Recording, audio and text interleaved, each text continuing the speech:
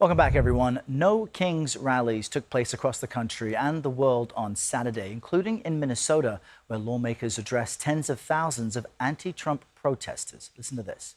We are here because Donald Trump just has not chipped away at our democracy. He has taken a wrecking ball to the very foundation of what makes America great. In many ways, the future of our country, and in fact the entire world, is hanging in the balance. Saturday also marked the final day of this year's Conservative Political Action Conference. The president did not attend for the first time in a decade, and his border czar, Tom Homan, sung his praises when asked about ICE agents across the country. The morale's still high because they work for a great president, greatest president of my lifetime, and plus they get to do the job they want to do. All right, so let's see what our political panel thinks of all of this and more. Hyma is a principal for Cornerstone Public Affairs and formerly served as the director for the office of the DNC chair. And Carrie, Sheffield is a director at the Independent Women's Voice. A warm good Monday morning to you both. Carrie, let's start with you. CBS News polling shows the president's approval rating is at about 40%, but among Republicans, it's more than twice that, at 88%. So what is your current outlook for the midterms? Well, it's a good outlook, although just to temper that with the fact that we know that historically an incumbent president during the midterms typically doesn't do as well. However, I do believe that conservatives are positioned well here because when you look at the polling, I'll quote actually from Joe Biden. He used to say, "Don't compare me to God Almighty, compare me to the alternative." When you look at the aggregate polling, which is multiple polls added together by Real Clear Politics, Trump is exceeding the Democrats by 7 points. And Republicans in general in Congress are exceeding Democrats by 5 points. So that's the reality on the ground, that Republicans and President Trump have a strong advantage right now. I think heading into the midterms, you're going to see continued momentum, especially when it comes to taxes and fiscal policy. Tax day is coming up. People are going to have a nice bump thanks to the tax bill that was passed last year by the Republicans and signed into law by President Trump. This includes no tax on tips, no tax on Social Security. People are going to see nice fat checks. I was at the White House earlier this month for an event for Women's Month and Women's History Month. And they had women there, including one who works in manufacturing. Her firm was able to buy some amazing new equipment thanks to the tax bill because of the immediate expensing. And so I think there are going to be some really great momentum heading into the midterms. So there are some economic bright spots, but Hyma, CBS News polling shows most Americans disapprove of how the president is handling key issues, including immigration and the economy. And the economy can be politically damaging for any president. So does this necessarily give Democrats the upper hand they need to take the majorities come November, or is there more to do? Hey, Art, good to see you. Look, Democrats they've got to stay focused. While these numbers do portray that Democrats are doing better, particularly in the states, if you look at Georgia, look at Louisiana, look at Texas, Democrats are outperforming in all of these special elections on the congressional side, but also in these statewide legislature elections as well. So that's a really good sign for Democrats.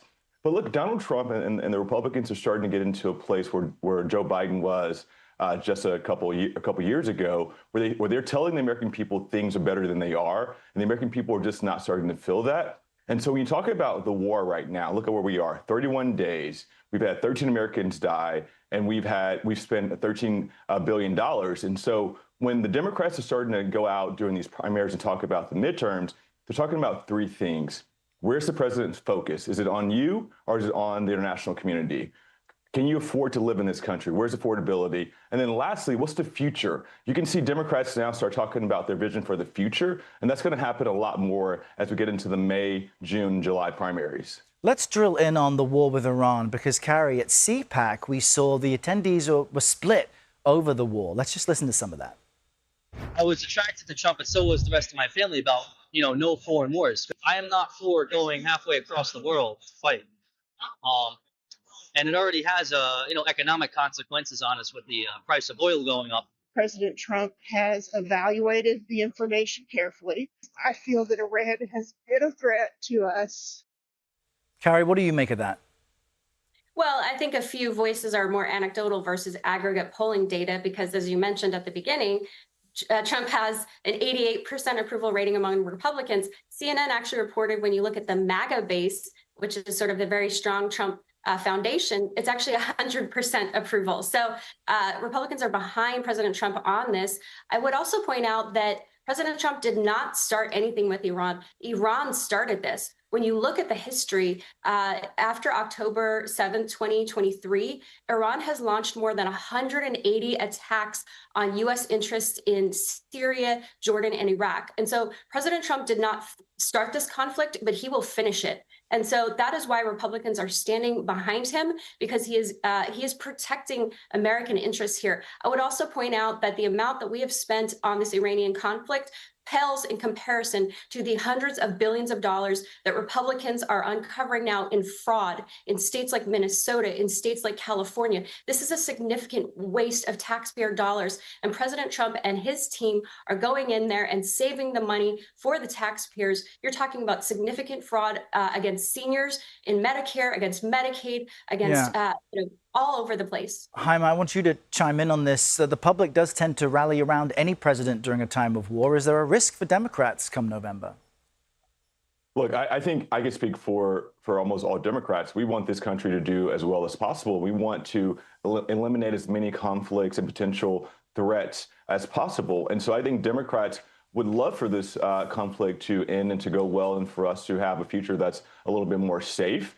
And then, look, unlike President Trump, I think Democrats realize that you can't govern for just your party. You can't govern just for the MAGA base. There were 75 million people who did not vote for Donald Trump. And so it's not just about governing for a MAGA base. We want him to do well. We want him to be successful. We want costs to come down. We just want the president to focus on the American people as much as possible. Hyma Moore and Carrie, Sheffield, thanks so much for sharing your insight with us this Monday. Thank you.